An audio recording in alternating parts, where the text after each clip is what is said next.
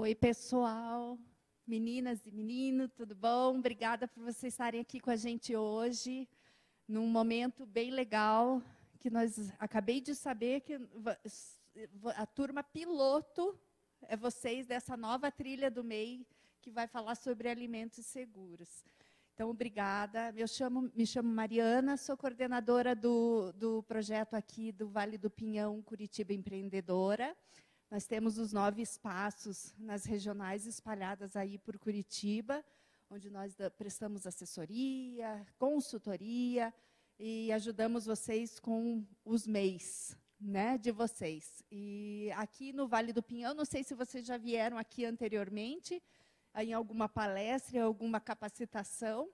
Nós temos outros programas também, o Bom Negócio, o Worktiba, que trata com as startups. Então, a gente tem uma gama bem legal de apoio que a Prefeitura dá para vocês, empreendedores. Então, sejam muito bem-vindos. E hoje, a gente está aqui com a Luana, que é uma consultora do Sebrae, credenciada, super capacitada para estar aqui para vocês, falando um pouquinho mais sobre essa trilha do MEI. Eu espero que vocês aproveitem bastante, sejam muito bem-vindos, tá bom? Luana. Obrigada, Mariana. Oi, gente, tudo bem? Vocês estão me ouvindo direitinho mesmo de máscara? Então tá bom, porque agora o surto está por aí, né? Não vamos facilitar. Então, gente, eu sou a Luana, eu sou bióloga de formação, me especializei na segurança de alimentos, né, há algum tempo. Trabalho há mais de 25 anos na área, sei um pouquinho, então, mas vim aprender um pouquinho mais com vocês, né? Em cada vez que eu entro numa sala de aula, eu saio um pouquinho mais rica de conhecimento. Então, eu tenho certeza que eu vou aprender bastante com vocês hoje. E quero que vocês fiquem muito à vontade para falar junto comigo, porque é muito chato falar sozinho, tá? E vocês, com certeza, vão enriquecer essas 2 horas que a gente vai passar juntos aqui, certo? Então, quero saber um pouquinho mais de vocês. Vocês todos são MEIs, são microempreendedores individuais, certo? Com o que vocês trabalham?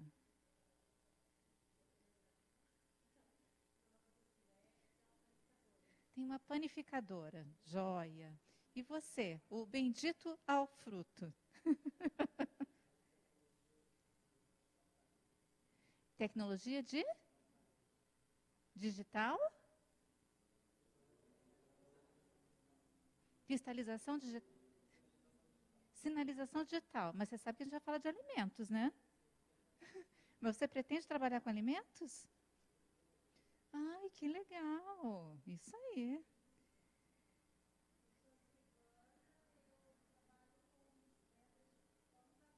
Com pão caseiro. E como é que é teu nome?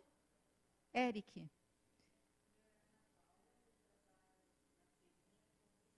Biscoitos. Com biscoitos também. Ai, que legal! Muito bem, isso aí. E vocês pretendem crescer nos negócios de vocês? O que você pretende fazer na área de alimentos, Eric?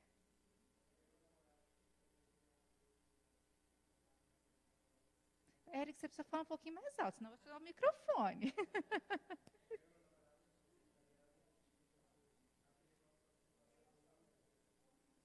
Vocês são vegetarianos? Ah, eu também sou. O que você pretende fazer? O que vocês pretendem fazer?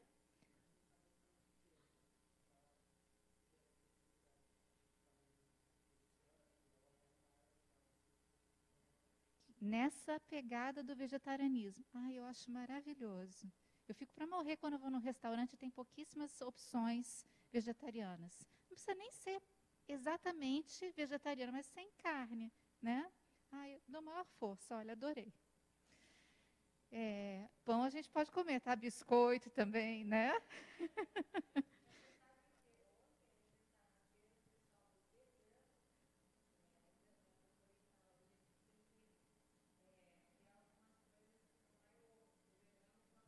Nem ovo, nem leite, né? Nem manteiga, exatamente. Vocês podem ter linhas, né, que atendam esse público, né?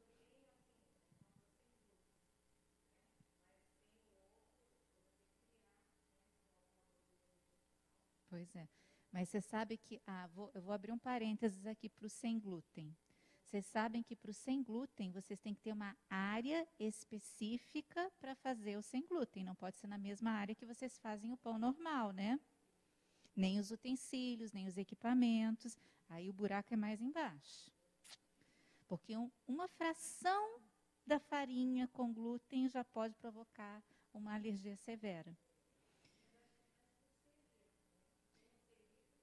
Sim, mas quando você coloca lá no seu rótulo sem glúten, o celíaco também acha que pode comer.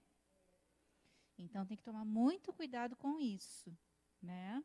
Então, mas isso é um outro curso.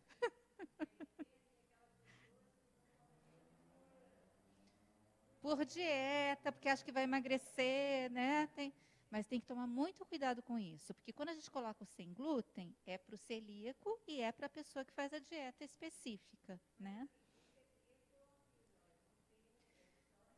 Você avisa, mas quando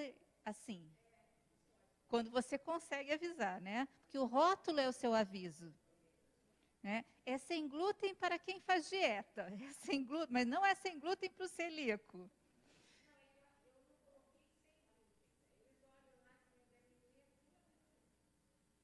Uhum.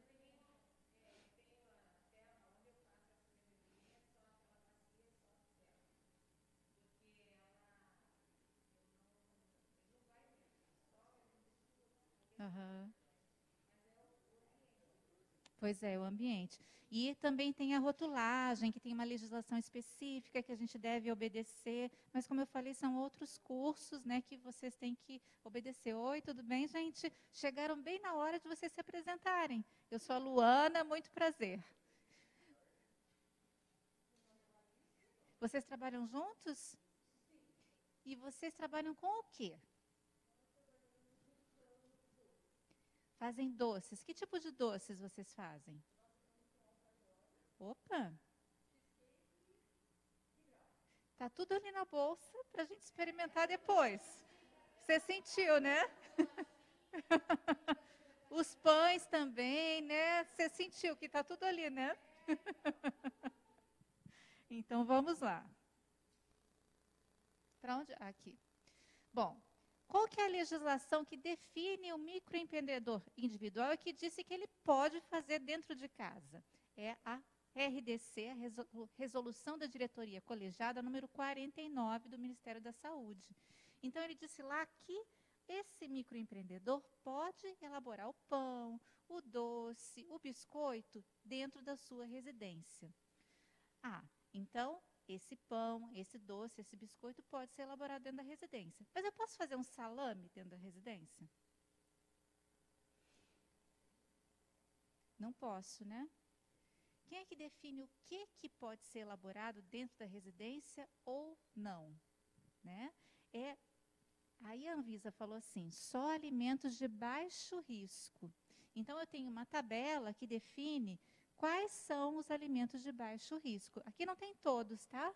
Então, aqui eu tenho alguns exemplos. Então, por exemplo, horticultura, exceto morango, fabricação de conservas de frutas, desde que em escala artesanal, fabricação de conservas de legumes e outros vegetais, menos o palmito, porque o palmito a gente tem um histórico de botulismo. Fabricação de sucos de frutas, exceto concentrados, produtos de padaria e confeitaria, biscoitos e bolachas, fabricação de derivados do cacau e chocolates, frutas cristalizadas, massas alimentícias, mas vejam, desde que em escala artesanal, especiarias, alimentos e pratos prontos, comércio varejista, padaria, como você tem, comércio varejista de carnes, açougues, mas claro que também tem que respeitar o quê? O faturamento, para que se esteja dentro da faixa de microempreendedor individual.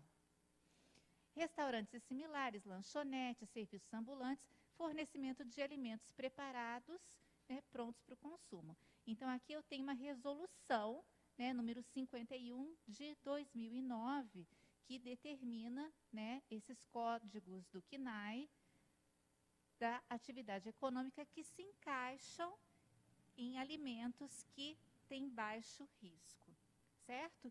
Os demais, eles não têm baixo risco. Eu posso ser MEI? Posso, mas não posso produzir dentro do ambiente residencial.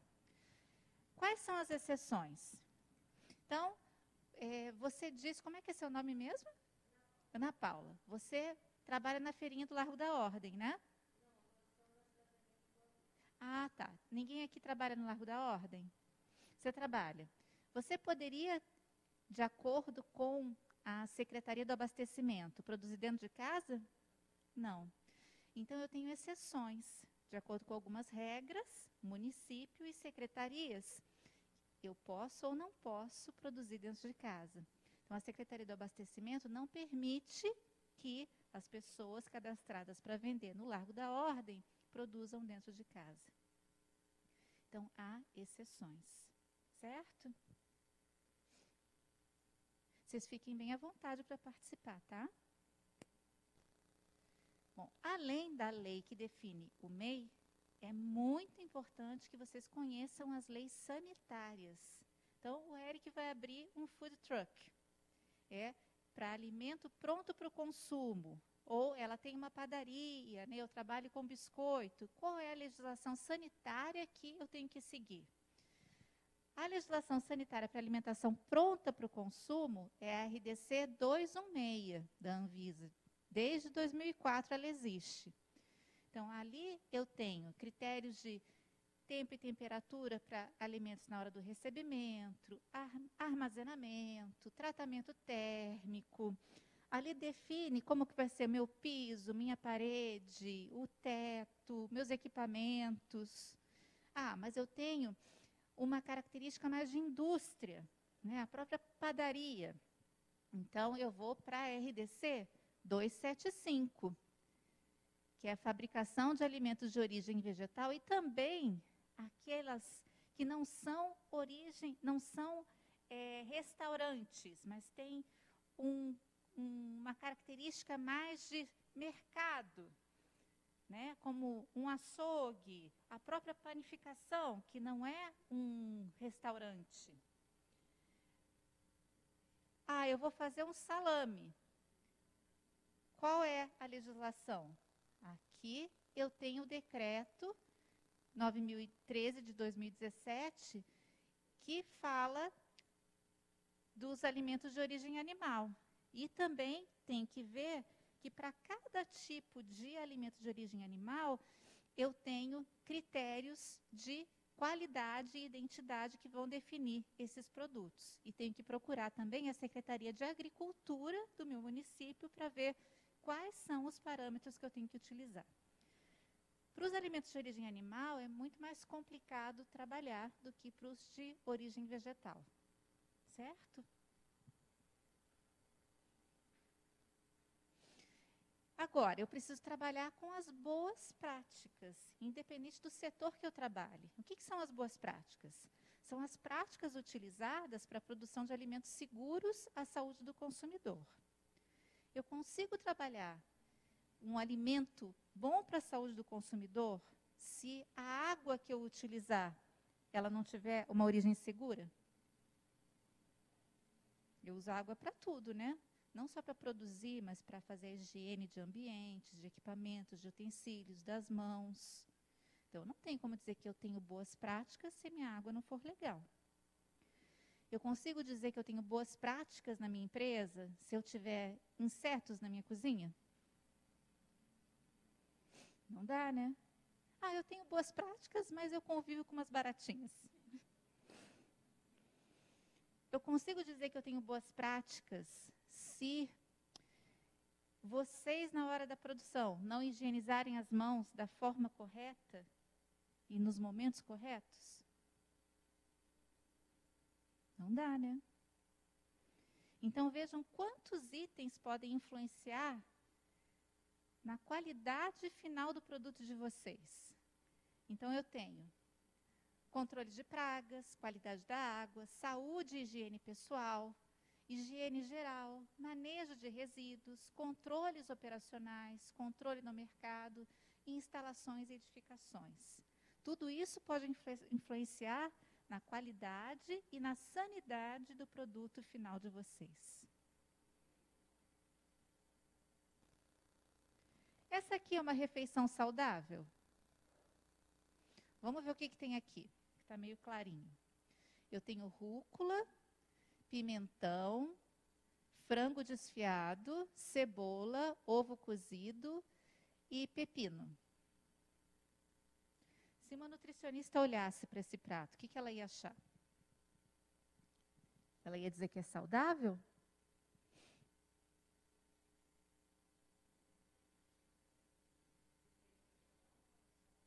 Foi feito na hora. Foi feito na hora. É saudável? O que vocês acham? A gente não acha, não, porque tem frango, né? Não, mentira, a gente vai esquecer desse ponto. Ah, e tem cenoura também. Isso. Colorida, ela ia dizer isso, né? Um prato colorido, variado. Tem que ser colorido, né? Isso. Então, tem proteínas, né? Proteínas, vitaminas, sais minerais.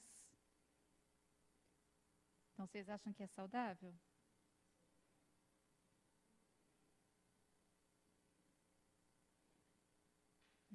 Mas o que um prato precisa para ser saudável? Será que só proteínas, vitaminas, sais minerais? Opa! Será que a pessoa que preparou esse prato higienizou bem essas verduras?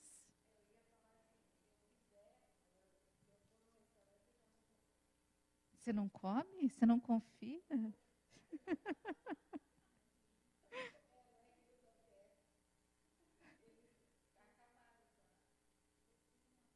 A minha filha também. Ela quase comeu nesse dia. Sério? Aham.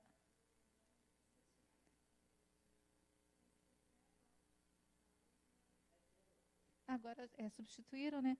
E você faz o que lá? Hã? Ah, minha filha faz arquitetura. Lá no Ecoville. Vejam, mas essa salada pode esconder perigos.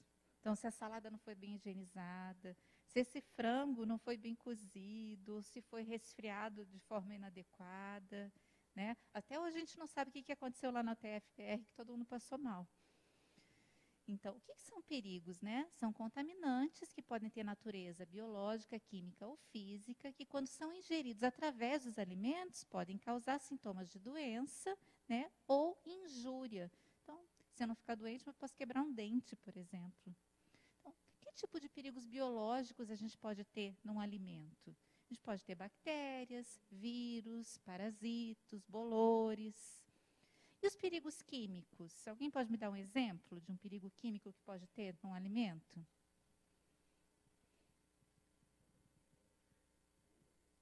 Respingou lá no alimento. Isso aí. Lavou uma panela, não enxagou direito e colocou o alimento lá dentro. Ou comprou, o maior problema que a gente tem hoje, né? Comprou um hortifruti cheio de veneno. São exemplos.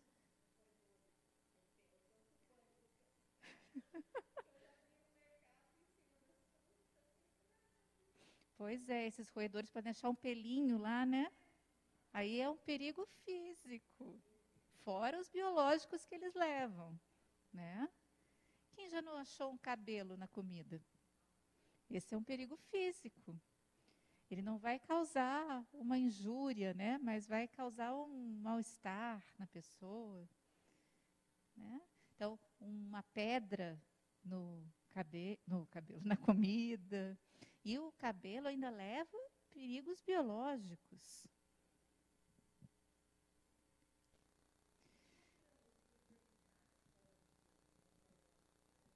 Não pode lavar o frango. Gente, é porque o frango de hoje não é que nem o frango de antigamente, né? não precisa lavar o frango. E quando a gente lava o frango, o que acontece? Se tiver uma carga microbiana no frango, você espalha na sua pia. Então, não precisa lavar.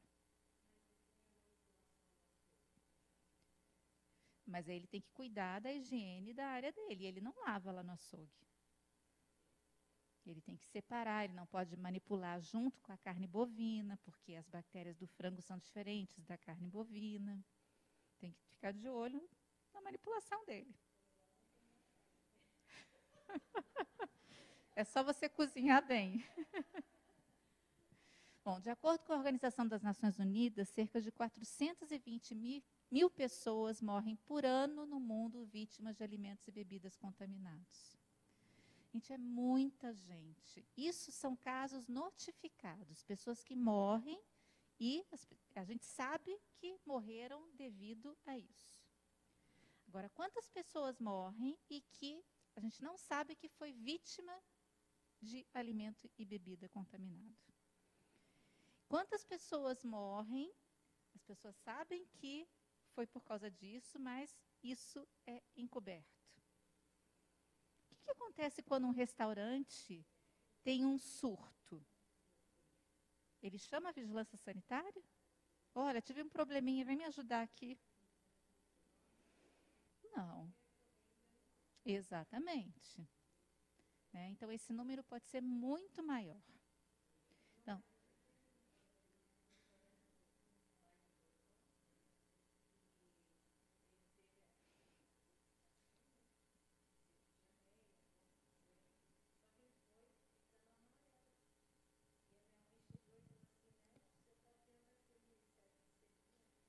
nossa.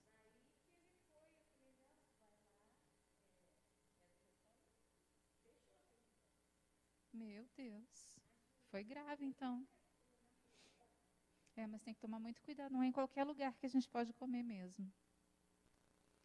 E quais são as falhas mais comuns, no momento da produção que podem levar a essas doenças transmitidas por alimentos?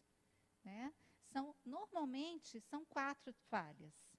A contaminação cruzada, a higiene pessoal inadequada, a higiene geral inadequada e os critérios de segurança inadequados. E a gente vai falar sobre essas 4 falhas. Então, a primeira coisa é a contaminação cruzada. O que é essa contaminação cruzada? É quando a gente leva micro-organismos de um local para outro. Então, aqui, por exemplo, o que está acontecendo? Vocês estão conseguindo enxergar? Então, a gente tem, numa geladeira, ovos crus do lado de saladas prontas para o consumo. Os ovos podem ter contaminação. Como é que é o nome da bactéria que pode estar no ovo? Salmonela. Então, a salada pronta para o consumo, ela já foi higienizada, pode não ter mais contaminação nenhuma. Elas não estão nem protegidas. Então, o ovo tem que estar muito separado dessa salada. Então, eu posso ter uma contaminação cruzada ali.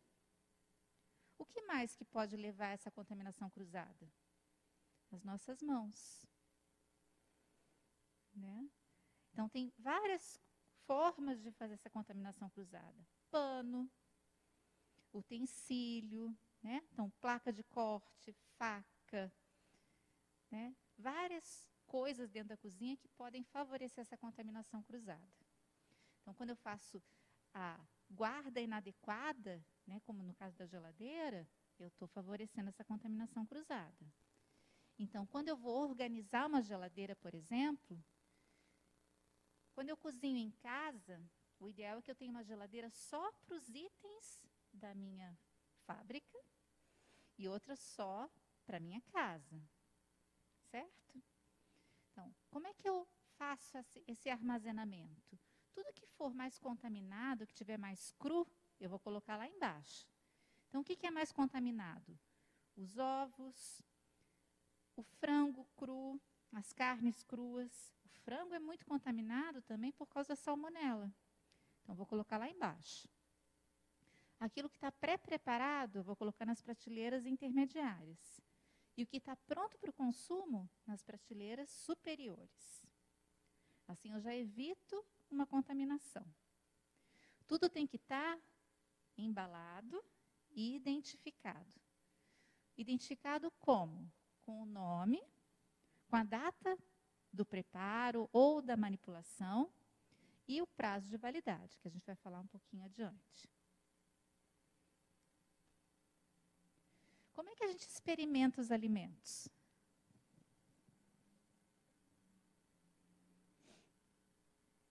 Vamos, gente, vocês experimentam comida, né? De verdade?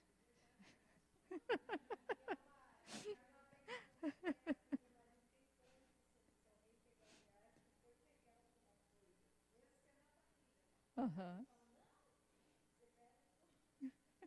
Que é muito comum as pessoas experimentarem na mão ou no dorso, né? Mas olha a quantidade que a gente tem de germes nas mãos, 100.000 bactérias por centímetro quadrado.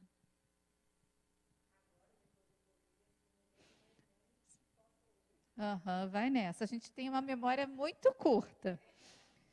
E na nossa saliva, vejam, 2 bilhões de germes por gota. Aí junta tudo, né? Se a gente parar para lavar a mão, beleza.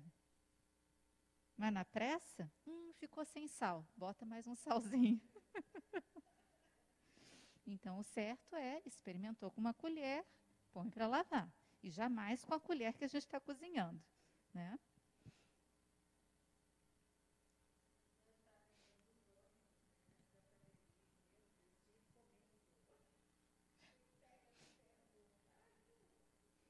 Pois é.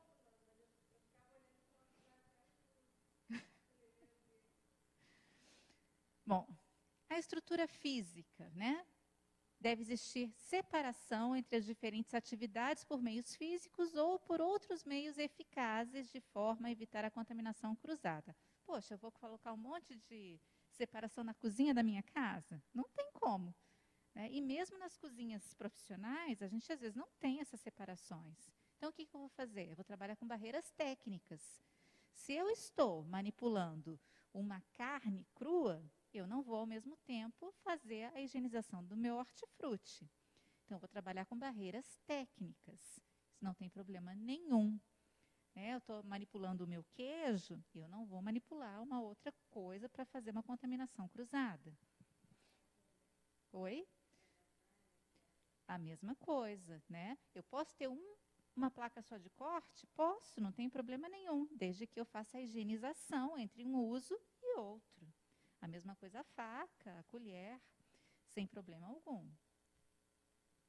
Então, se a produção é feita na residência, deve ser realizada em horário exclusivo. Outra coisa que eu não posso fazer, estou fazendo almoço de casa e também vou fazer o bombom, né? Eu sei que parece óbvio, né? Mas tem muita gente que faz assim. Né? Oi? Você, como eu estou falando, para você é óbvio, né? Mas você não sabe as coisas que eu já vi. Fazendo o bombom, cozinhando, a criança se arrumando para ir para casa e o cachorro passando. Tá? Então, e assim, não é de maldade. É porque aprendeu a fazer assim, nunca viu problema.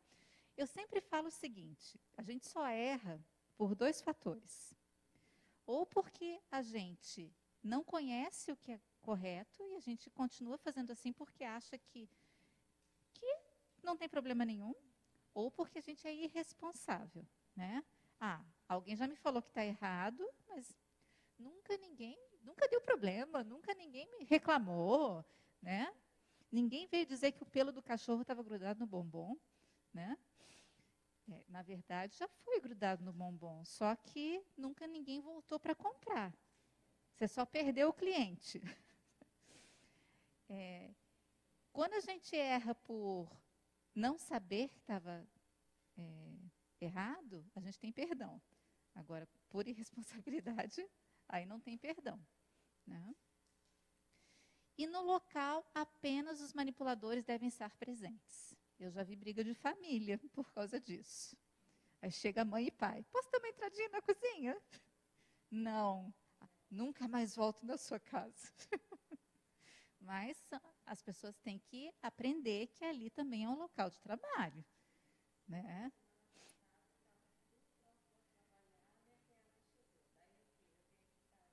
Não, cunhado e cunhada é o terror.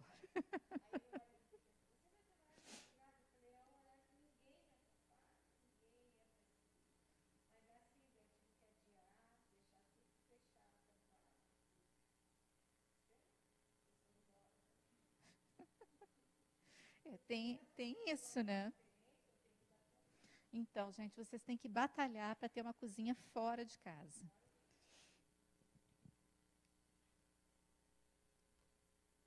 Bom, agora a gente vai fazer um exercício. Nós somos 1, 2, 3, 4, 5, 6, 7. Vamos fazer um grupo de 3 e um grupo de 4, tá?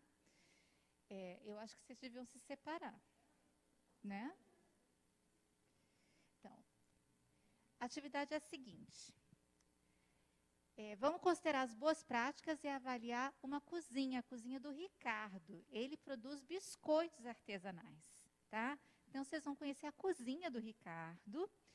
E eu queria que vocês apontassem quais as adequações que o Ricardo poderia fazer na cozinha dele. Ou, se vocês considerarem, não, o Ricardo não precisa fazer adequação nenhuma, a cozinha dele é linda, maravilhosa, e ele pode continuar trabalhando ali.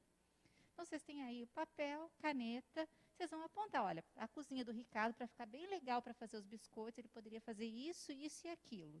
Ou não, a cozinha do Ricardo é linda e vai continuar assim. Vamos misturar, gente. Vamos fazer um grupo de 3, um grupo de 4.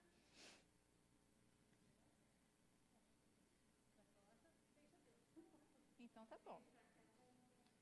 Ó, vou mostrar a cozinha do Ricardo. Oi? Exatamente. Ó, o Eric já anotou aqui Terra Cycle, porque ele é um menino vegetariano. Ele é consciente.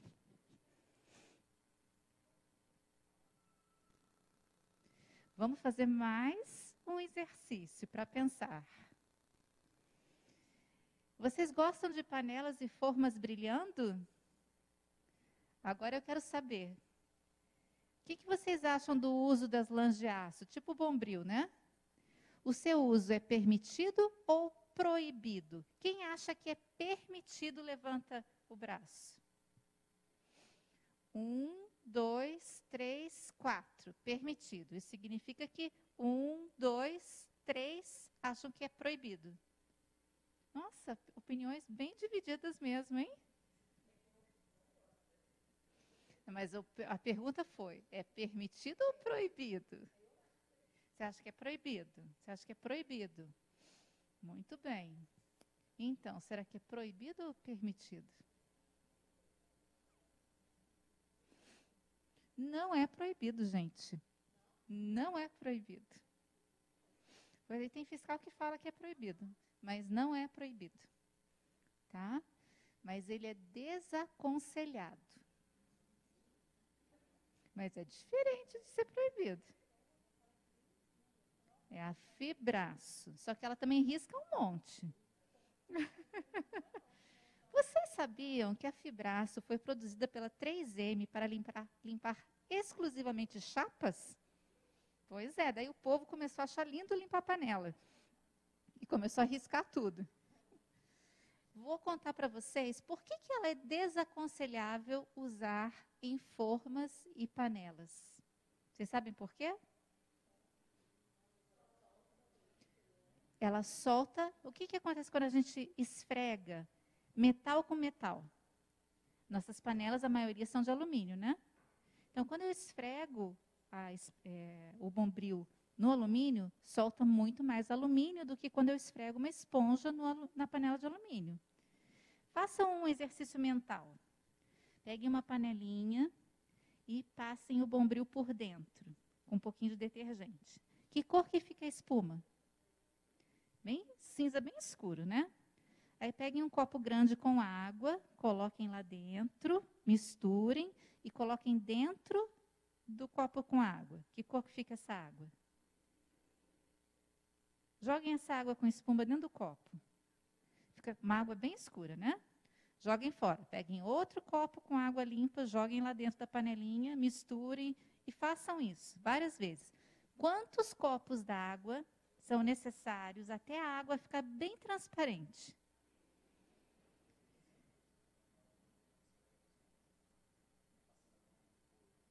Uhum. Quantos copos d'água você acha que são necessários? Ele não lava muita louça, né? Até a água ficar transparente. Uns 10, 12 copos d'água, né? Pois é. Aí, ficou bem transparente. Aí você vai pegar o paninho, aquele engomadinho branquinho, e passar por dentro. Sai cinza. Pois é. O que isso significa? Quando a gente vai cozinhar, a gente vai comer resíduo de alumínio. A ingestão de resíduo de alumínio está atrelada a doenças neurodegenerativas, incluindo o mal de Alzheimer.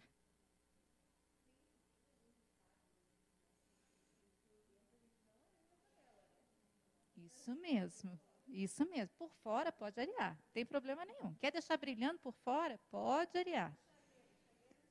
Mesma coisa, só por fora.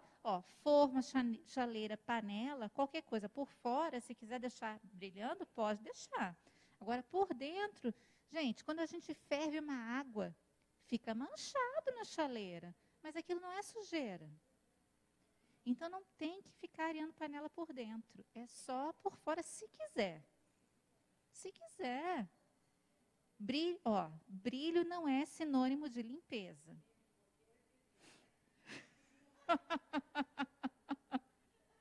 Não precisa deixar aquela crosta que antigamente, pela minha mãe, eu lembro que ela tinha uma panela que ela falava que só ficava bom o bife quando criava aquela crosta por fora.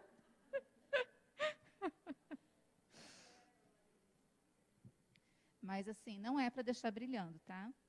A gente já vai ter mal de Alzheimer mesmo, né? Então não precisa acelerar o processo. Bom, outro item, hábitos de higiene inadequados. Vamos falar dessa foto. O que vocês acham do uso de luva?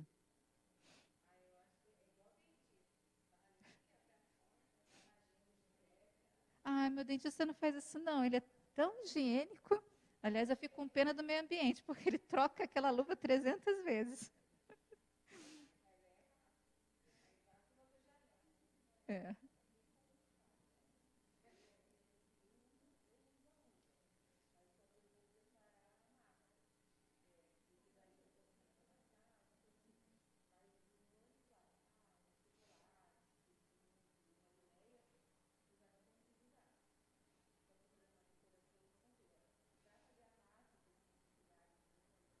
Mas você põe a luva na hora de fazer a massa, por quê? Para não grudar na tua mão?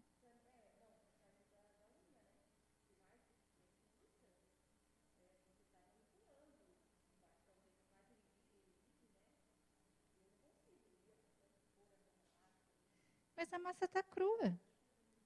Se você higienizar bem a tua mão, não tem problema nenhum, especialmente porque a massa está crua. Então, vai com fé. Sério mesmo, não tem problema nenhum.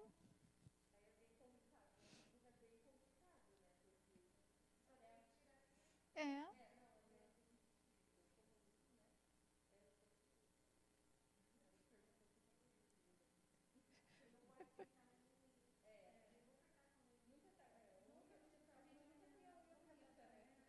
É. Olha, eu não manipulo alimentos, mas eu também nunca estou com a unha pintada. Hoje eu fui fazer a unha para que eu vim aqui, né? A manicure falou: "Você vai pintar a unha?" E hoje eu vou.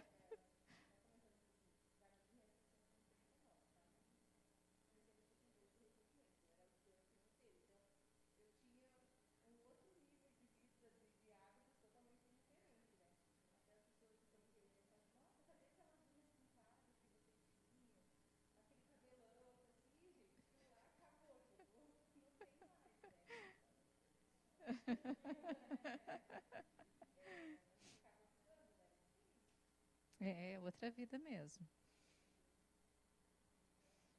São os ossos do ofício, né? É verdade. Mas assim, alguém disse e eu repito, é melhor uma mão bem lavada do que uma luva mal usada, né? Exatamente, exatamente. Eu tive nessa auditoria semana passada e, assim, nessa indústria todo mundo usa luva para tudo. Mas a contaminação cruzada que eles fazem por causa das luvas era uma coisa, assim, impressionante. Né? Fora o gasto que se tem com luva, né? Então não vale a pena.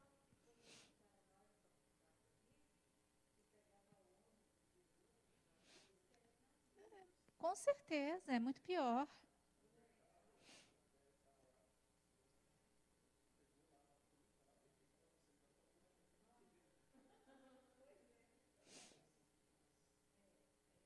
Não, muito, muito ruim.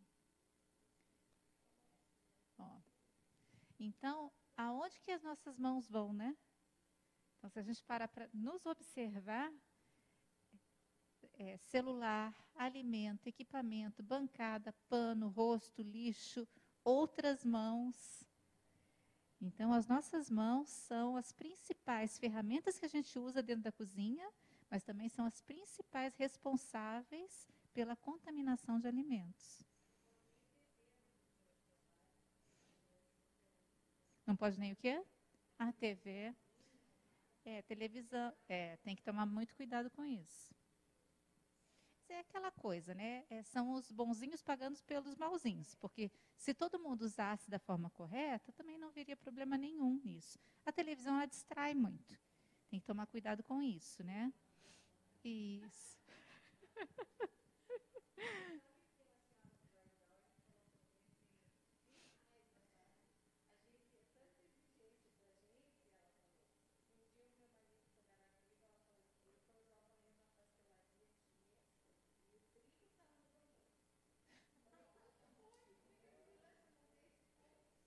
É que tem algumas lanchonetes que a vigilância não sabe nem que elas existem.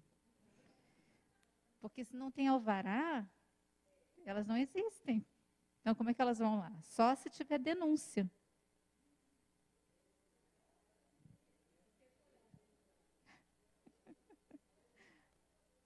Bom, e as pias de higiene de mãos? Vocês trabalham sozinhos na cozinha? Não, você não trabalha sozinha. Você trabalha sozinha? Oi?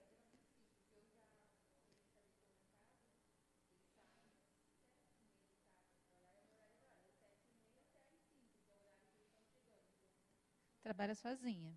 Você trabalha sozinha?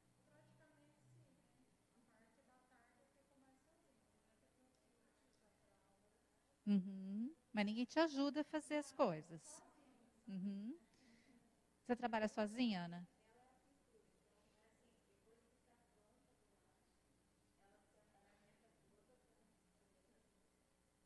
Você também não ajuda ela, não, né? Não atrapalha. Ah, tá.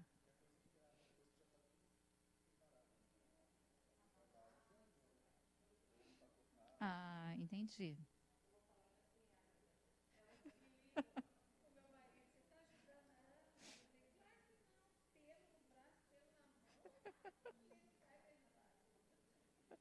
Melhor não, né? Bom, o que a gente precisa hoje, dentro de um restaurante, na tua panificadora, né, a gente precisa de pias exclusivas para higiene de mãos. Por que elas têm que ser exclusivas? Porque elas têm que estar sempre disponíveis para o manipulador de mãos. Agora, quando a gente trabalha sozinho, a pia está sempre disponível para vocês. Então, não é necessário ter uma pia exclusiva, né? Na panificadora, se eu tivesse uma pia para higienização de louça e essa pia também fosse de higiene de mãos, calha da pessoa estar lavando uma panela e ela não estaria exclusiva, não estaria disponível para alguém lavar as mãos. Diferente da casa de vocês, vai estar sempre disponível, né? E o que ela tem que ter? Ela tem que ter o sabão neutro ou antisséptico. Se for um sabão neutro, sem perfume, aí eu tenho que ter o álcool gel ou o álcool líquido 70%. Melhor que seja o gel, por quê? Porque o álcool líquido, ele resseca mais as mãos. O Que, aliás, oi? Mas se ele estiver fechadinho, eu acho que não. Ah, sim, é verdade, é verdade. E tem que deixar um tempo, né, esfregando. É verdade, tem razão. É que às vezes a gente coloca bastante, você vai gastar mais também, né? E uma dica legal é, usem hidratante nas mãos, porque a gente vai perdendo a oleosidade que a gente tem nas mãos por causa do álcool. E essa oleosidade é importante para proteger a nossa pele. Então, usem bastante hidratante nas mãos à noite. Ou você não, né, que você trabalha de madrugada. Quando você for dormir, põe bastante hidratante nas mãos.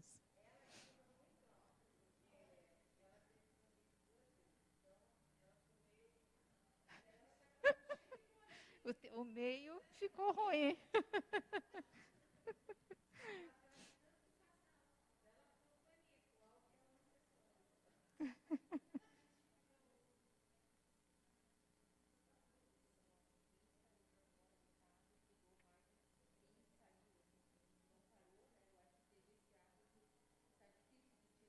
É.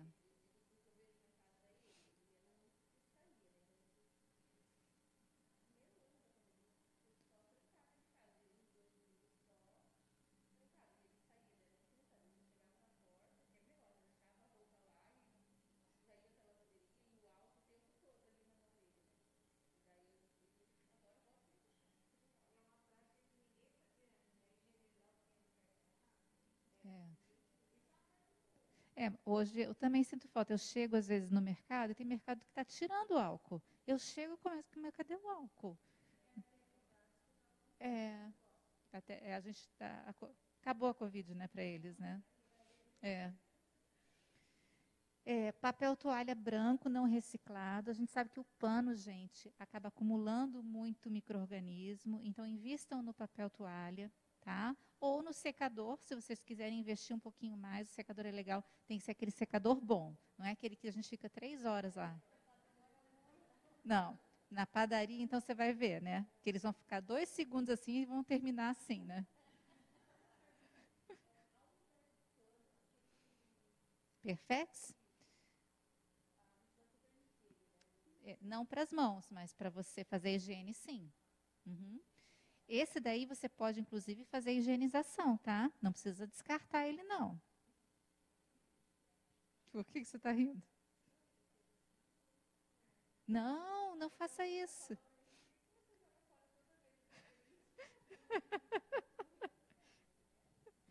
Compra um que seja biodegradável. Isso. Leia lá, porque se tiver escrito biodegradável é o melhor que tem, não importa a marca, tá? Melhor para o meio ambiente. Aí você pode higienizar, lava e desinfeta. E quando ele começar a ficar ruim, você joga fora. Aí joga fora no lixo orgânico mesmo, tá? Ele é muito caro para a gente não reutilizar.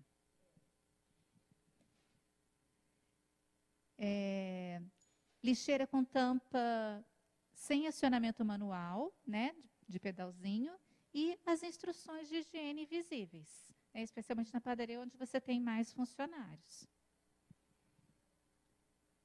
Tem várias instruções, a própria Anvisa tem essas instruções, né, na internet, vocês podem procurar, imprimir e colocar. O que eu ia falar também? Vamos aproveitar e falar dos panos. Não precisa ser o pano multiuso, tá? Tipo Perfex. Pode usar o pano normal, mas tem que ter procedimento de uso, tem que recolher sempre para fazer a higienização, porque o pano é muito contaminado. Tem que ter pano diferente de chão, pano diferente de bancada, pano diferente para banheiro. Então tem que fazer essa distinção. Na minha casa, por exemplo, eu tenho o paninho roxo, que é para banheiro, e o paninho azul, que é para cozinha. Tá? E eu tenho os paninhos amarelos, que são para tirar pó de casa. Então, desde que faça essa distinção, não tem problema nenhum. Aí vocês podem ter um documento na padaria, por exemplo, para o funcionário saber. Em casa, vocês já sabem. Por exemplo, esponja. É muito comum, assim, a esponja começou a ficar feia na cozinha, ela vai para lavar o banheiro. Agora, como que a gente vai ter certeza? Às vezes é o mesmo armário que guarda todos os utensílios de limpeza. Posso ter uma caixinha que seja dos utensílios de limpeza do banheiro. Ah, mas daí vem a faxineira e faz aquela zona, né? Então, peguem a esponja que é do banheiro e cortem um pedacinho dela. Então, a esponja do banheiro é aquela que é cortadinha na ponta, mesmo que ela seja igual. Ou comprem uma esponja rosa, que é a do banheiro. Certo? As unhas, vocês já falaram, tem que ser curtas, sem esmaltes ou bases, porque a base pode descascar e a gente nem vai perceber, né? E por que não pode ter esmalte? Vocês conseguem ver se minha unha está suja? Que o esmalte tem esse poder, né? Vamos fazer mais um exercício. Ó, a Verônica trabalha na produção de pães e bolachas recheadas. Utiliza como uniforme camiseta branca e avental preto. Para você, está adequado? Por quê? Então, reúnam-se, pensem na resposta e, se vocês tiverem alguma indicação diferente, façam.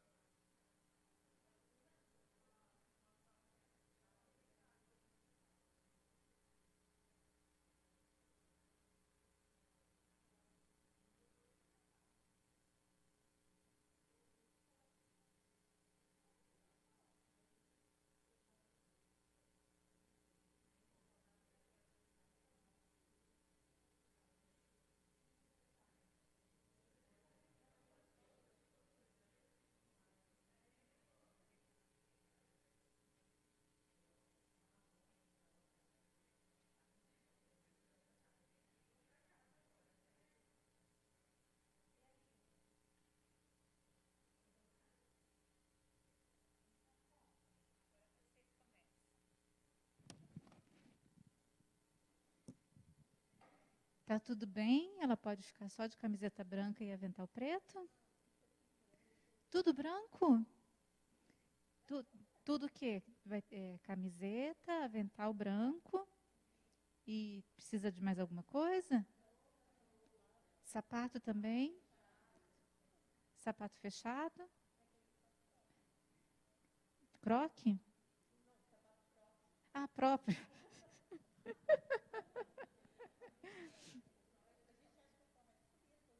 Todo branco?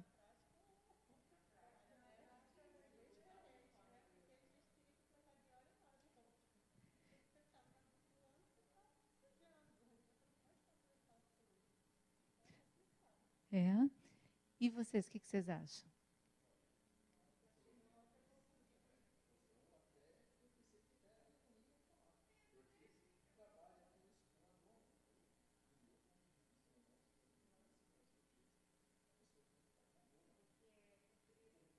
Ah, mas é que elas não definiram o tamanho, né?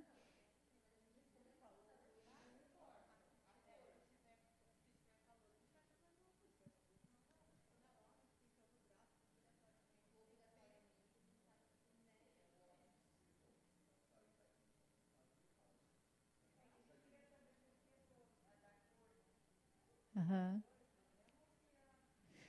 Não, a cor nem seria tanto o problema. Aham. É. As indústrias têm que trabalhar com branco, tá? O serviço de alimentação não, a cor não é definida. A ser de manga comprida é importante, mas como elas falaram, se a pessoa não tem pelos no braço, não teria tanto problema. Se a pessoa tem pelos no braço, teria problema. Aí tem que usar no mínimo um mangote, né? É importante que o uniforme seja completo, calça, né? Camisa ou doma. O avental pode ser trocado várias vezes. O uniforme não vai trocar, né? É importante que seja trocado todos os dias de produção. Não dá para usar hoje e usar amanhã também o mesmo uniforme. E ela sempre olha para mim com cara tipo, ai, mas isso é muito óbvio. Eu vou te levar para fazer umas visitas comigo. É muito comum que a calça não seja trocada todos os dias, né? Às vezes a empresa não providencia calça em número suficiente para os manipuladores, né? Ou às vezes a pessoa não tem gente, né, para trocar todos os dias. O sapato, a gente falou croque, tem um croque chamado croque bistrô, que é muito confortável, ele é todo fechadinho e tem solado antiderrapante, tem aquele número de segurança, que é o CA.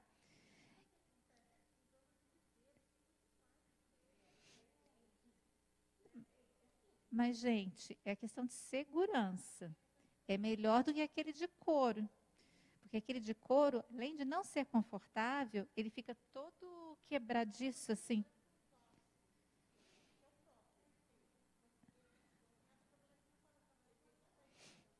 Mas, ó, meinha, aí você troca a meia no meio do expediente para quando o pé estiver suado. E, ó, ossos do ofício. Não tem jeito. Não tem jeito. Põe um ar-condicionado lá na sua padaria. Não tem jeito, não tem jeito, sabe? Investe numa meia que absorva bem o suor, que deve ter, sabe? E são ossos do ofício, não tem jeito. Infelizmente não tem jeito.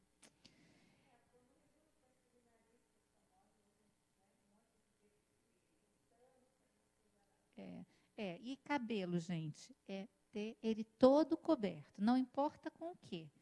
Eu dou preferência a não trabalhar com touca descartável por causa do meio ambiente. Então, fazer uma touca, um turbante, o que quiser usar. Exatamente. Se quiser usar, como é que é o nome daquele que a gente só amarra? Esqueci.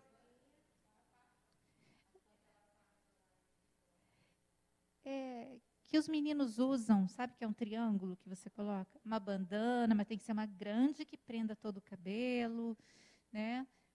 Não importa. O negócio é ter todos os fios de cabelo bem protegidinhos, certo? Ninguém vai ficar fazendo isso, para depois ter que ficar lavando o cabelo o tempo todo. Ninguém vai fazer isso. Não, mas o negócio é prender bem o cabelo, né? Eu acho que é isso.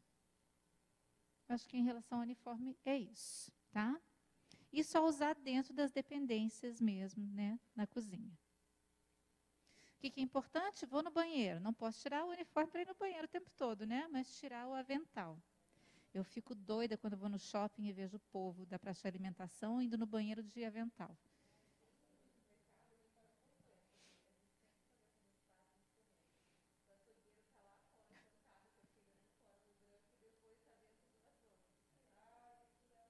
Sendo na calçada para fumar, né?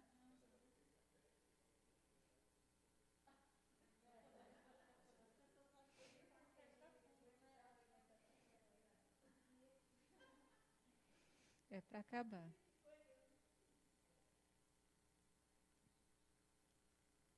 Opa, dá defeito agora não.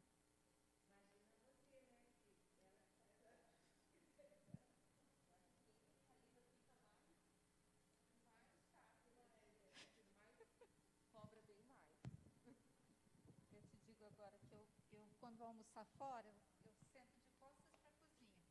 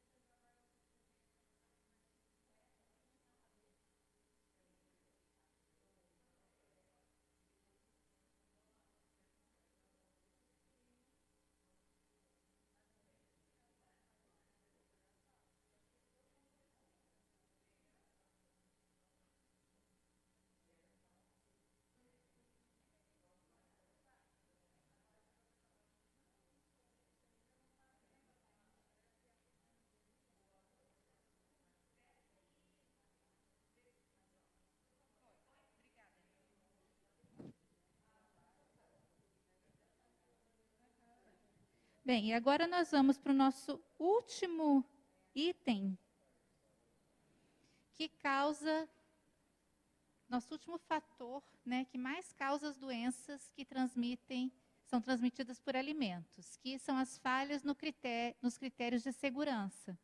O que vocês acham desse sanduíche? O ovo não está bem frito, né? Vocês sabem que a salmonela, ela pode estar tanto na casca do ovo quanto na gema, né? Porque a salmonela, ela pode já estar na galinha, ela não vai fazer mal para a galinha, ela faz parte da microbiota da galinha, e quando o ovo é formado dentro da galinha, ele já pode estar lá na gema. E se o ovo não atinge uma certa temperatura, não vai matar a salmonela que está lá na gema. Será que atingiu a temperatura ali? Vocês não trabalham com nenhum alimento que a gema fique crua, né? Na sua padaria também não. Nenhum creme, nada que não atinja a temperatura. Então, ótimo. E ali, será que também higienizaram aquele pepino, aquelas folhas, o tomate? Então, vejam. Quantas coisas que a gente não sabe ali, né? Será que a gente consegue comer uma carne de onça segura? Quando eu não era vegetariana, eu adorava carne de onça. Não, mas eu não comia com ovo, não. Porque o ovo eu não... Veja, eu não como carne... porque a indústria da carne, ela acaba com a nossa natureza. Porque para alimentar os bichinhos, a gente devasta, né, todas as nossas florestas. Esse é o principal. Mas também não gosto de ver nenhum bichinho morrer. quantidade, o efeito estufa. Exatamente. Uhum. Então, é bem mais profundo do que a morte dos bichinhos.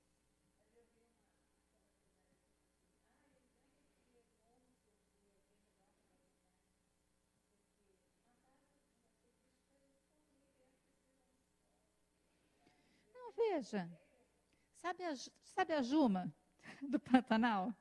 Se a gente matasse para comer como era antigamente, eu estou matando para comer ali e tal, não teria problema nenhum. O problema é alimentar essa indústria que a gente tem hoje, né? Esse que é o grande problema, que está acabando com o nosso planeta. Mas não tenho nada contra quem come, tá, gente? Mas se a gente diminuir um pouquinho o consumo, tipo o pessoal que deixa de comer uma vez por semana, isso já é bacana.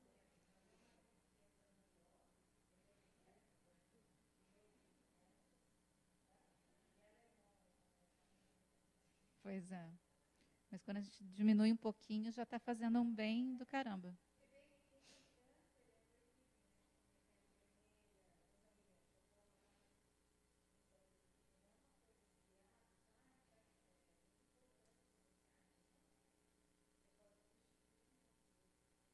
E eu vou te falar que eu sempre estava com anemia ou com vitamina B12 baixa. Depois que eu parei de comer completamente carne, eu comecei a me alimentar melhor. E eu fiz exame agora, eu estou com todas as taxas maravilhosas.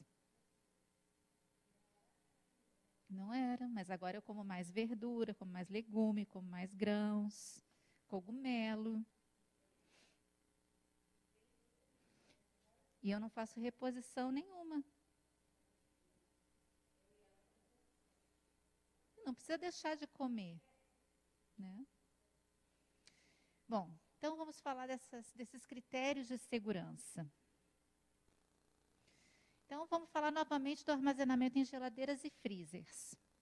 Ter equipamentos exclusivos nas residências, né? E se não tiver, manter separados, né, os produtos que a gente utiliza na empresa. Controlar as temperaturas. Então, se eu utilizo alimentos que são refrigerados ou congelados, eu tenho lá a temperatura que é necessária deixar. Qual a temperatura da minha geladeira e do meu freezer? Então, eu posso comprar termômetros que não são tão caros e deixar isso na minha geladeira. Vocês sabem aonde comprar? Quais os tipos de termômetros? Então, eu tenho desde termômetros baratinhos, pequenininhos, né? Que tem o visorzinho que você coloca do lado de fora, um fiozinho que você pendura dentro da geladeira, que deve estar custando hoje R$30. Eu costumo comprar os meus termômetros na Calibratec, que é aqui na Silva Jardim? Foi lá que você comprou? Que é na Silva Jardim. Se você colocar na internet, você vai achar Calibratec. É na Silva Jardim. Quando terminar a aula, me lembra que eu entro na internet para vocês, para te mostrar onde que é.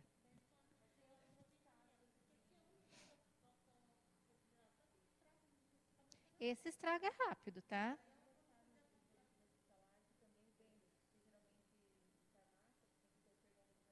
Aham.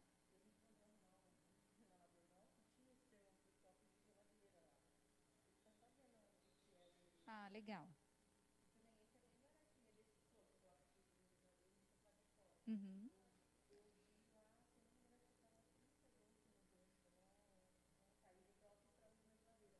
De repente é até o mesmo. Isso mesmo.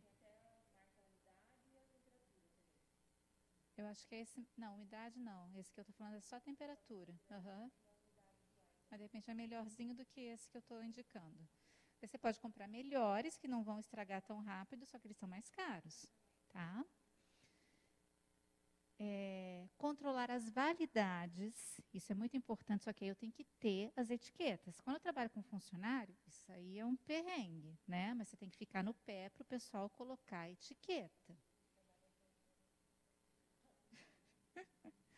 E manter a organização dos produtos, né? E todos eles protegidos. Bom, quantos dias vale um alimento que eu fracionei, que eu fiz dentro da minha empresa? Então, os produtos industrializados, eu tenho que olhar lá no rótulo. Depois de aberto, quantos dias vale? Então, um queijo que eu abri, um presunto que eu abri, após aberto, válido por tantos dias. Eu tenho que seguir aquilo, certo? Agora, eu preparei lá um salgadinho, uma massa, né, um pão. Quantos dias? Vocês são responsáveis por aquele produto. Então, vocês têm que primeiro testar o produto. Quantos dias ele sensorialmente ficou bom? Eu também tenho que ver a minha concorrência. Eu já vi esse biscoitinho, a minha concorrência tem um parecido, ele coloca lá 15 dias.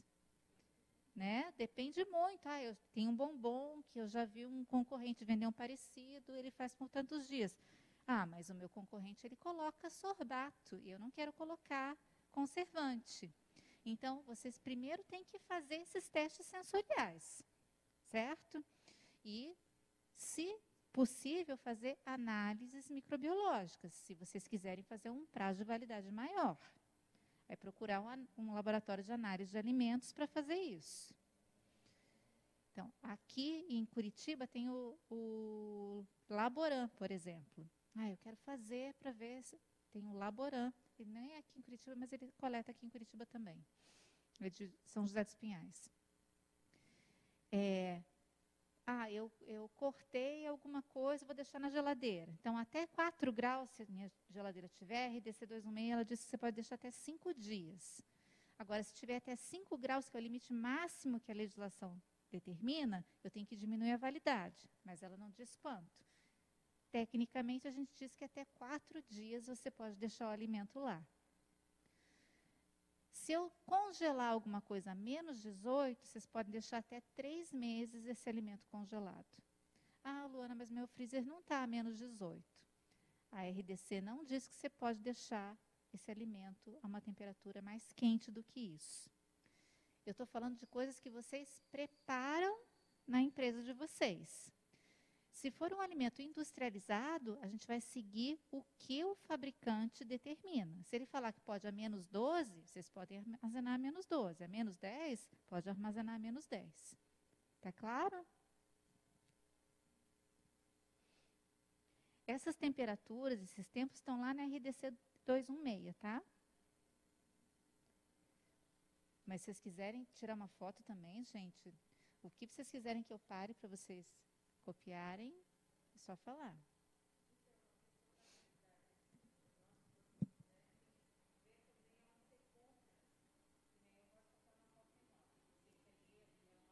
Um giro maior, né?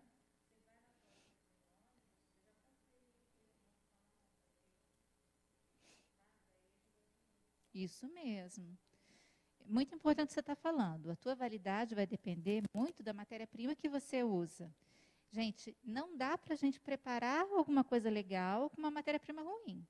Né? Então, é muito importante a nossa matéria-prima também ser boa. Muito importante isso, Ana. E aqui, seguir as instruções do fabricante. Né? Então, aqui eu tenho uma geleia de pimenta que, após aberta, o fabricante disse que eu tenho 30 dias para consumi-la. E o nosso leite, que após aberto, ele disse que eu tenho 2 dias para consumir esse leite. Qual que é a diferença da geleia de pimenta para o leite? Por que tanta diferença nesse prazo de validade após aberto? Aqui é uma questão microbiológica. O leite, ele é um excelente meio de cultura que a gente fala para os micro-organismos. Ele tem proteína que as bactérias gostam, ele tem água suficiente que as bactérias precisam, né? Ele tem uma acidez adequada para as bactérias. Ele tem tudo que as bactérias gostam para se multiplicar. Eu abri o leite, mesmo que seja aquele UHT, tive qualquer contaminação ali, elas começam a se multiplicar, mesmo na geladeira. Já a geleia de pimenta, ela não tem nada que as bactérias gostem. Porque ela não tem água. Quando eu faço a geleia, eu indisponibilizo a água que eu tinha ali. Né? Ela não tem água, a acidez dela também não é adequada, não tem nada. Por isso que ela dura muito mais, as bactérias não gostam. Então, de acordo com o tipo de alimento, né, eu vou ter um prazo de validade maior ou menor. Os alimentos de vocês, eles também não são agradáveis para bactérias, senão eles iam durar 2 dias. Né? Biscoito, bolacha, não sei como é que vocês chamam. Olha só, as especiarias são ótimos conservantes. É verdade.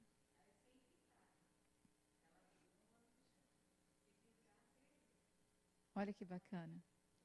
O pão, né? Mas os bolores adoram. Bolor, gente, é sem vergonha, tá? Bolor gosta de qualquer coisa. Então, a gente tem que também... Bolor não faz mal à saúde. O que faz mal à saúde é uma toxina que o bolor pode produzir. E a gente olhando para ele, a gente não sabe se aquele bolor produz ou não. E a toxina pode estar embaixo do bolor. Então, você pode tirar o bolor e a toxina pode estar lá, ela é invisível. Aquele negócio de tirar o bolor e comer o resto, não é uma boa, tá? É a mesma coisa. Ah, não. Esse queijo é bom, esse pode. Esse bolor não produz toxina. Esse pode, tá? Eu tenho uma frase que eu sempre falo o seguinte: na dúvida, jogue fora. Tá? Não vale a pena a gente fazer esses reaproveitamentos. Depois o médico cobra. Ó, higienização de frutas, legumes e verduras que eu ia te falar. A gente tem alguns problemas, por exemplo, o morango. O morango é muito poroso. Então, quando a gente vai fazer a higienização, às vezes ele chupa, né, e pode ficar com algum resíduo de cloro. Então, eu vou dar dica para vocês de como fazer a higienização do morango sem ele ficar com esse resíduo. Então, primeiro eu vou comprar o morango e não muito maduro, tá? Vou colocar o morango na geladeira antes de higienizar. Não vou tirar o pedúnculo. Vou lavar, aí já vale para todos os hortifrutis. Vou lavar um por um. Vou usar água gelada. Vou preparar a solução clorada para cada litro de água, 10 ml, daquele jeitinho da tabelinha. Vou imergir todos os morangos, vou deixar 10 minutinhos. Tiro, enxaguo e vou deixar secar bem. Depois que eu vou tirar o pedúnculo dele. Depois que para tudo, tá? Deixa tudo geladinho. Tudo que está geladinho não chupa essa solução, tá? Faz o teste, depois me conta. Legal. Quando está geladinho a fruta e a água, você reduz essa esponjinha que eles têm.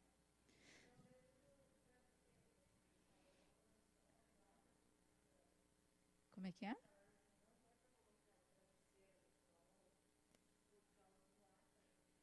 Ai, eu não sei.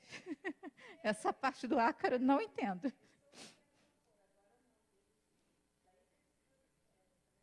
Faz sentido.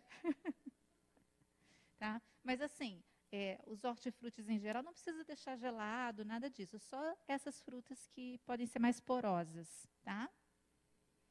Aí eu seleciono, né, tiro as partes que estão estragadas, lavo folha por folha. Quando eu lavo folha por folha, eu tenho a oportunidade de tirar possíveis ovos de parasitas que estejam aderidos. É a única oportunidade que eu tenho, tá? Vou fazer a desinfecção. Aqui eu vou matar bactérias. Parasitas eu tirei na lavagem. Vou enxaguar e acondicionar. Em casa eu faço isso, eu coloco numa Tupperware com papel toalha, centrifugo, e alface americana, por exemplo, dura a semana inteira. Alface roxa também dura a semana inteira.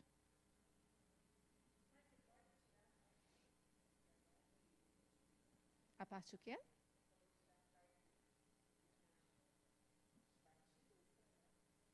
Da alface. tiro as folhas. Não, morango não, a fruta não. A fruta tem que descartar.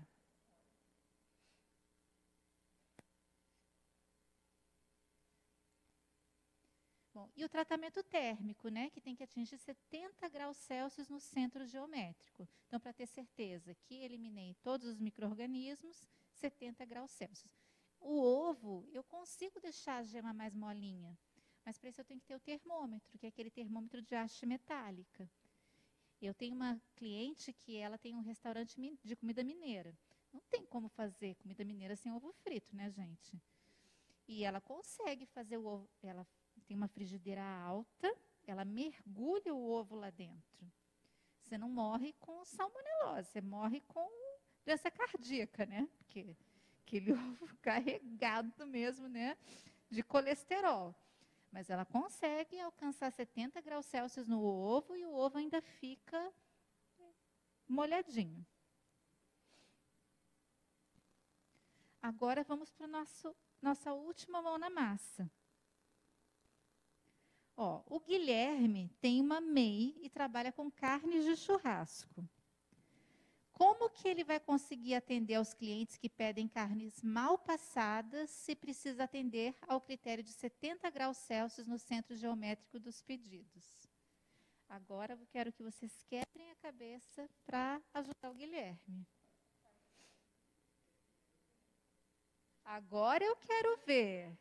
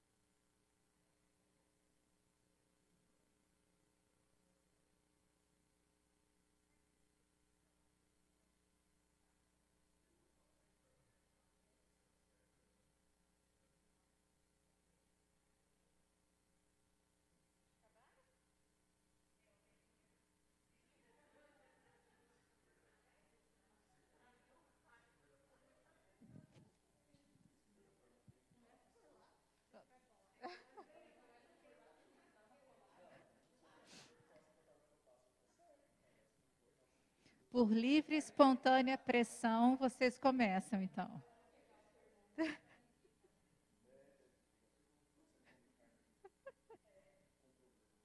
Olha, quando eu comia carne, eu só comia carne mal passada.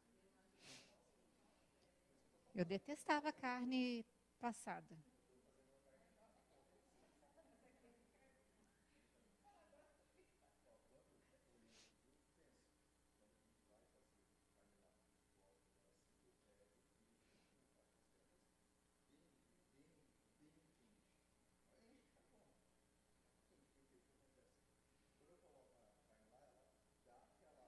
Selada.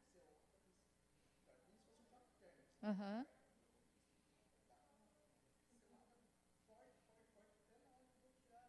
Tá grudada.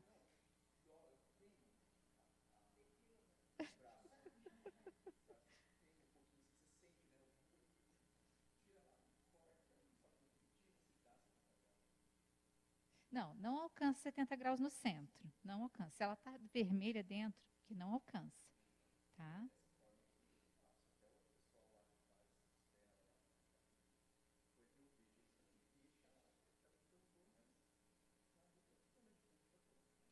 Uhum. Nesse caso, gente, não alcança 70 graus. Tá? E aí? E o Guilherme? Vai parar de vender carne? O que a gente vai falar para o Guilherme? O que aconteceu? Uma vez, uma consultora que trabalhava comigo, ela virou para o dono da churrascaria e falou: o senhor precisa que todas as carnes da churrascaria alcancem 70 graus. E o que ele falou para ela? Foi um prazer conhecê-la, pode ir embora.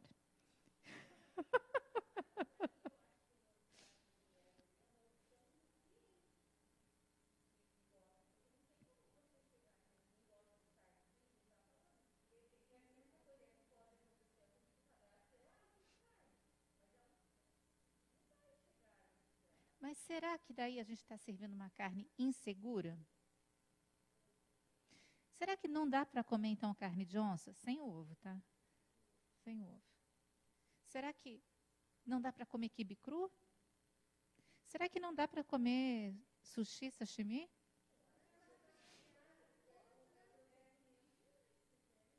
O que será, então? Se a temperatura, nesse caso, não vai ser alcançada, o que será, então, que vai assegurar a minha saúde?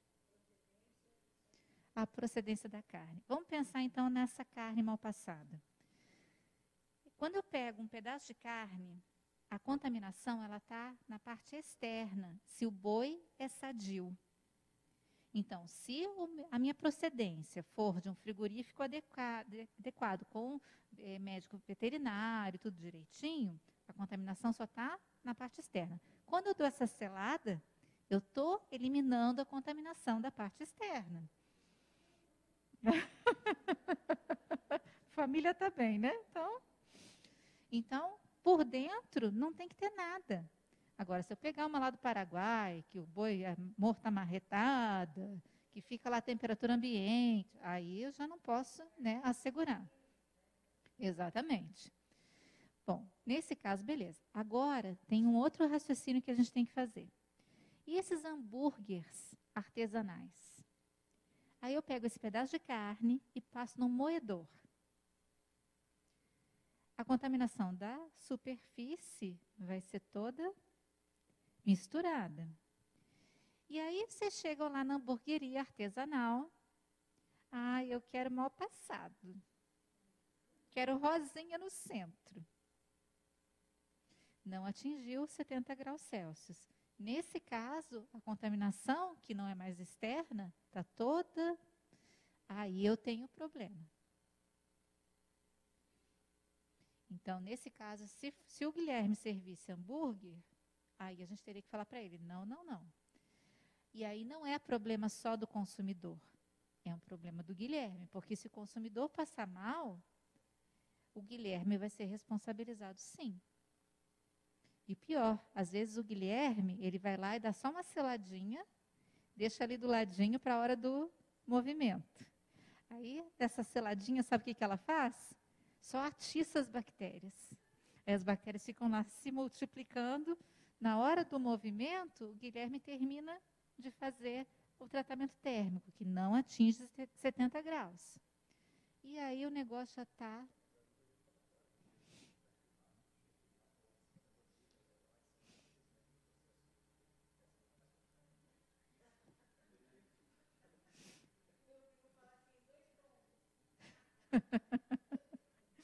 Isso, mas esses tombos aí são suficientes para garantir, né? Não tem problema, certo?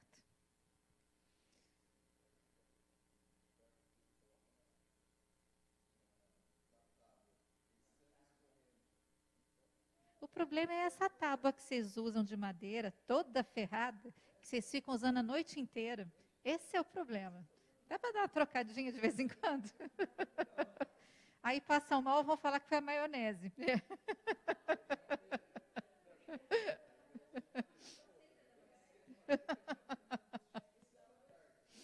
Gente, eu queria pedir para vocês que vocês entrassem agora naquele site que está lá em cima e que vocês fizessem a avaliação desse curso.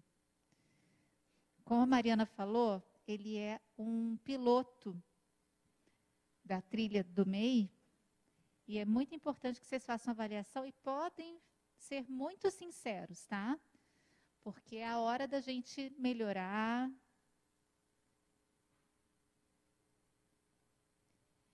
É bit.ly/3nsgyyyj.